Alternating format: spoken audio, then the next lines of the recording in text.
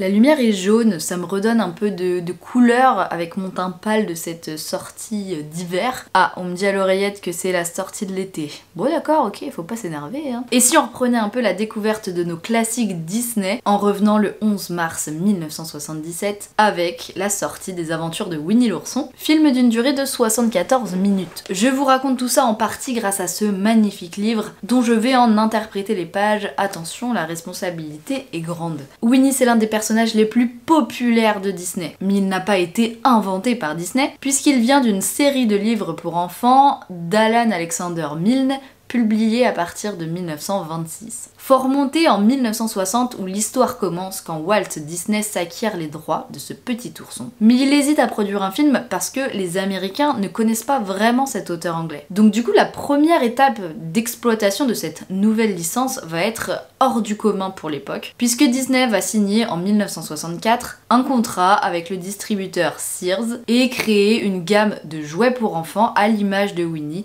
dans le but de le faire connaître et surtout de le faire devenir populaire. Donc il y a eu des jouets avant le film en fait, puisque c'est que 2 ans plus tard que va sortir le premier moyen métrage de 26 minutes, et qui ne sera même pas tout seul puisqu'il est accolé avec 4 bassets pour un Danois, un film en prise de vue réelle. Et puis ils se disent c'est pas si mal de coller un film avec Winnie, puisqu'ils vont refaire 2 fois la même chose. Avec Winnie l'ourson dans le vent qui sort en 1968 collé à Le cheval au sabot d'or, qui a d'ailleurs reçu l'Oscar du meilleur court-métrage d'animation en 1969. Et ensuite, avec Winnie l'ourson et le tigre fou, qui sort en 1974, collé à L'île sur le toit du monde. Et ensuite, va y avoir plusieurs autres courts et moyens métrages qui vont sortir, mais pas seulement, va aussi y avoir des éditions audio avec les voix officielles, du merchandise, donc déjà plein de produits dérivés Winnie. Donc en fait, grâce à ça, Disney va réussir, en moins de 10 ans, à faire connaître ce personnage aux Américains, mais aussi au monde entier, mais sans jamais avoir sorti un seul long métrage. Mais bon, face à ce succès, la direction de Disney se dit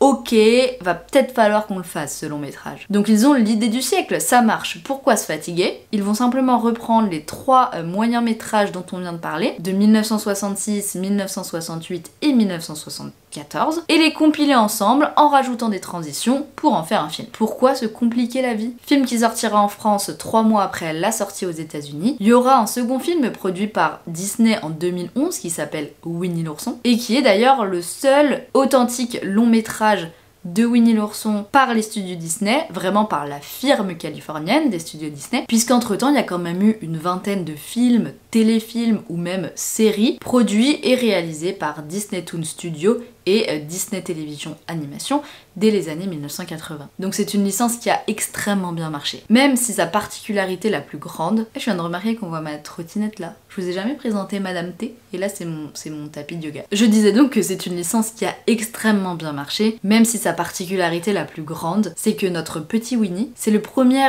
univers à avoir été si populaire après la disparition de Walt, qui a été entièrement développé après sa mort. Lui d'ailleurs qui finalement n'a pu voir que le premier moyen métrage en 1966, juste quelques mois avant sa disparition. Aujourd'hui, Winnie et ses amis, on les retrouve encore partout, en merch, en rencontre dans nos parcs, et je pense qu'il va encore durer sur des générations. J'espère que cette courte vidéo vous a plu. Si c'est le cas, n'hésitez pas à laisser un petit pouce, un petit commentaire, à vous abonner, à activer la cloche, ça fait toujours plaisir et ça soutient. En attendant, je vous fais des gros bisous, cœur sur vous, et surtout n'oubliez pas, ne laissez jamais personne vous faire croire que vos rêves sont trop grands, et on se retrouve bientôt pour une nouvelle vidéo.